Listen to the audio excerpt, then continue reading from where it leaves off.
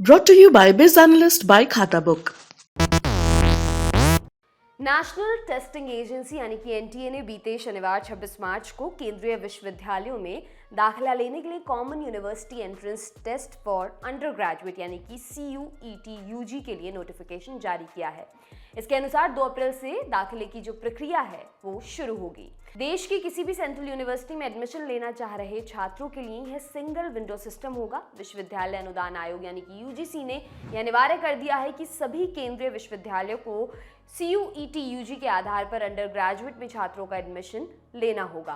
Notification के मुताबिक CUET परीक्षा कंप्यूटर आधारित होगी जिसमें वैकल्पिक सवाल होंगे। यह टेस्ट 13 भाषाओं में होगा जिसमें अंग्रेजी, हिंदी, गुजराती, असमी, बंगाली, कन्नड़ा, मलयालम, मराठी, उड़िया, पंजाबी, तमिल, तेलुगु और उर्दू शामिल हैं। इसका फॉर्म भरने की आखिरी तारीख है 20 अप्रैल। इस लिंक जो कि स्क्रीन पर आपको दिखाई दे रही है उस पर फॉर्म उपलब्ध होगा और जुलाई महीने के पहले हफ्ते से इसके एग्जाम की शुरुआत हो सकती है। एजेंसी ने कहा है विभिन्न क्षेत्रों के लिए केवल 12वीं के आधार पर ही परीक्षा ली जाएगी। कक्षा 12वीं बोर्ड का पाठ्यक्रम पूरा करने वाले छात्र CUET यूजी में अच्छा प्रदर्शन करने में सक्षम होंगे। किस तरह होगी CUET परीक्षा? CUET यूजी की परीक्षा 4 भागों यानी first A, first B, second और थर्ड में विभाजित की गई है। ये सेक्शंस हैं। सेक्शन फर्स्ट ए और फर्स्ट बी में भाषा वाले विषय होंगे, वहीं सेक्शन सेकेंड में डोमेन संबंधी विषय जैसे आपके स्ट्रीम वाले विषय होते हैं और सेक्शन थर्ड में जनरल टेस्ट होगा। एक छात्र सेक्शन फर्स्ट ए और फर्स्ट बी में मिलाकर अधिकतम 3 भाषाओं को चुनाव कर सकता है और सेक्शन सेकेंड में 6 डोमेन विषय तक चुन सकता है, यानी मनचाही स्ट्रीम का चुनाव और इन 6 डोमेन में 6वां डोमेन या विषय हो गई एक भाषा। इसका मतलब यह हुआ कि एक छात्र कुल मिलाकर अधिकतम 9 विषयों के लिए परीक्षा दे सकता है। कैसे? 2 भाषा आधारित, 6 डोमेन, विशेष स्ट्रीम आधारित, 1 जनरल टेस्ट, या फिर 3 भाषा, 5 डोमेन विषय, 1 जनरल टेस्ट। एनटीए ने कहा है कई सारे विकल्प इसलिए दिए गए हैं कि छात्रों को अपनी योग्यता के आधार पर ज्यादा से ज्यादा विश्वविद्यालयों में आवेदन करने का मौका मिल सके। अब जिस विद्यालय में जो स्ट्रीम या भाषा का विकल्प है इसे ध्यान में रखकर छात्र छात्राएं भाषाओं और स्ट्रीम का चुनाव कर सकते हैं। Section first A, first B में क्या क्या है ये भी आपको बताते हैं।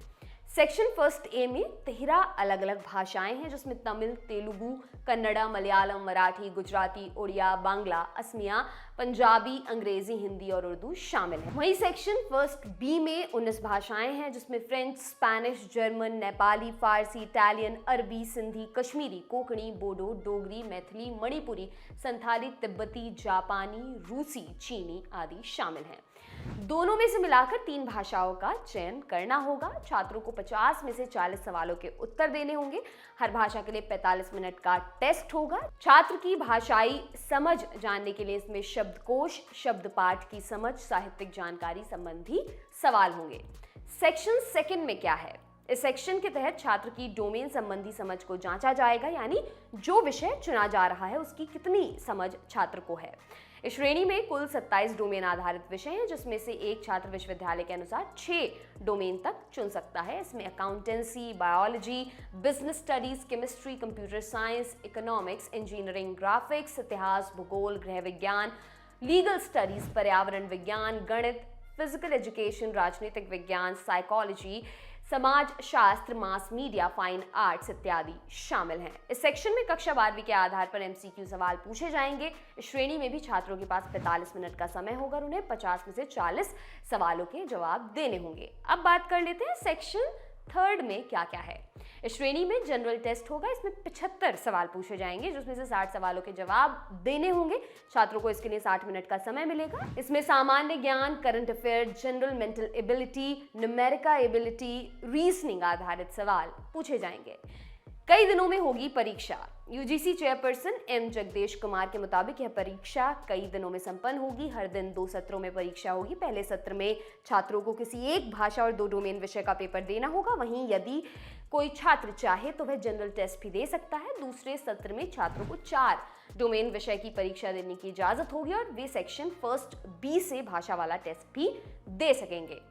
कौन से विषय चुन सकते हैं? एनटीए ने अपने नोटिफिकेशन में कहा है छात्र उन्हीं भाषाओं और विषयों को चुन सकते हैं जो कि उन्होंने 12वीं बोर्ड परीक्षा में लिया हो। हालांकि विश्वविद्यालय को इसमें लचीला रुख भी अपनाने की इजाजत दी गई है। हिंदुस्तान टाइम्स के मुताबिक UGC chairperson M Jagadesh Kumar ने अखबार को बताया था कि यदि विश्वविद्यालय छात्रों को 12वीं कक्षा के इतर अन्य भाषाओं और विषयों में पढ़ने का मौका देना चाहता है तो वे जनरल टेस्ट स्कोर का इस्तेमाल कर सकते हैं। उन्होंने कहा, यदि कोई यूनिवर्सिटी बीए पॉलिटिकल साइंस में एडमिशन ले रही है तो उन्हें यह देखने की जरूरत नहीं कि छात्र ने 12वीं कक्षा में पॉलिटिकल साइंस पढ़ा है या नहीं। वे जनरल टेस्ट स्कोर आधार पर चयन कर सकते हैं। हालांकि इस दिशा में गाइडलाइन विश्वविद्यालय को बनाना होगा। अब सिलेक्शन कैसे होगा ये भी आपको बताते हैं। कुमार ने यह भी कहा कि विश्वविद्यालय चयन के लिए 2 स्टेप प्रक्रिया अपना सकते हैं। पहला स्टेप ये कि विश्वविद्यालय कक्षा 12 की परीक्षा में अंकों की कुछ सीमा तय कर सकते हैं और दूसरा स्टेप ये कि इसके बाद जो छात्र इस पैमाने पर योग्य पाए जाते हैं उनमें से CUET-UG के स्कोर के आधार पर मेरिट लिस्ट बनाई जा सकती है और फिर सिलेक्शन की गाड़ी आगे बढ़ेगी। आपके लिए तमाम जानकारी इकट्ठा की है हमारे साथी धीरज ने। मेरा नाम है दिव्यांशी। देखते रहिए दी लल्लन टॉप। शुक्रिया।